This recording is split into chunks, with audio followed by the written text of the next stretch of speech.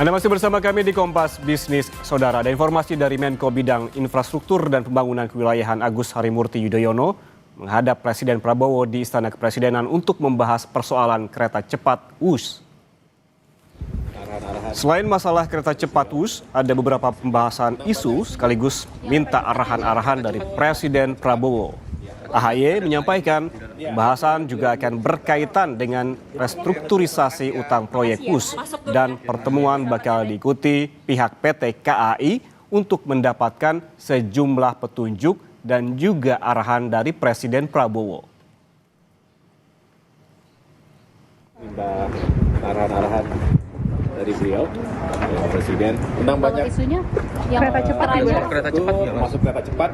Ya, Ada KAI juga di dalam. ya tentunya kita ingin mendapatkan sejumlah guidance dari Bapak Presiden. Soal penyelesaian Pembahasannya utang. soal penyelesaian proyek atau soal restrukturisasi utang? Ya tentu kita ingin melihat berbagai isu ya, termasuk KCIC Jakarta Bandung, ada permasalahan-permasalahan yang harus kita carikan solusinya juga dengan sejumlah opsi tentunya. Termasuk restru utang itu. Ya. Di tengah pembahasan soal kelanjutan WUS, hadir pula Ignatius Jonan, Menteri Perhubungan era Kabinet Kerja di bawah Presiden Joko Widodo, juga datang ke istana. Jonan mengaku belum tahu pemanggilannya apakah terkait dengan pembahasan utang kereta cepat WUS, tapi menurutnya ia hanya dihubungi oleh Seskap untuk datang ke istana. Dipanggil untuk apa, Pak? Enggak tahu. Diundang Pak Seskap itu? Iya. Apa undangannya, Pak? Ya ngobrol aja. Mungkin fokusnya ada. Enggak. Ada materi yang disiapkan, Pak, dibawa. Kalau dimintain keterangan untuk Ya. masukan buat WUS kereta cepat itu, terkait polemik utang mungkin Pak? Enggak tahu saya. Sementara itu, Saudara Direktur Utama PT KAI Bobi Rashidin menjelaskan restrukturisasi utang kereta cepat WUS sudah dibicarakan dengan Danantara. Dalam waktu dekat, rapat terbatas juga akan digelar. Sementara soal dugaan korupsi pada proyek pembangunan kereta cepat WUS, Bobi menjelaskan KCIC terbuka jika KPK ingin melakukan penyelidikan. Sedikit menyinggung bahwa ini akan segera dibicarakan yang untuk kereta cepat. Kami sudah koordinasi dengan Danantara sebagai holding dari KAI. Lagi dibicarakan antara Danantara dengan pemerintah juga tentu. Yang jelas PT Kereta Cepat Indonesia Cina sangat patuh dan taat kepada hukum dan kami sangat mendukung permintaan-permintaan data atau kesaksian dari KPK.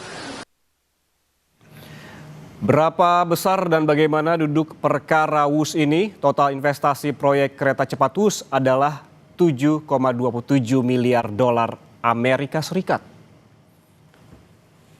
Angka ini, Saudara, setara dengan 118,8 triliun rupiah. Kalau pakai kurs 16.500 per dolar Amerika Serikat. Nilai ini juga sudah mencakup biaya tambahan pembengkakan. Dari total investasi ini, 75% diantaranya berasal dari utang. Utang ini berasal dari Bank Pembangunan China atau CBD. Mengutip Kompas ID, ini ternyata mematok bunga utang sampai 3,4%, lebih tinggi dari ekspektasi pemerintah sebesar 2%. Dari total investasi WUS, komposisi saham adalah 25%.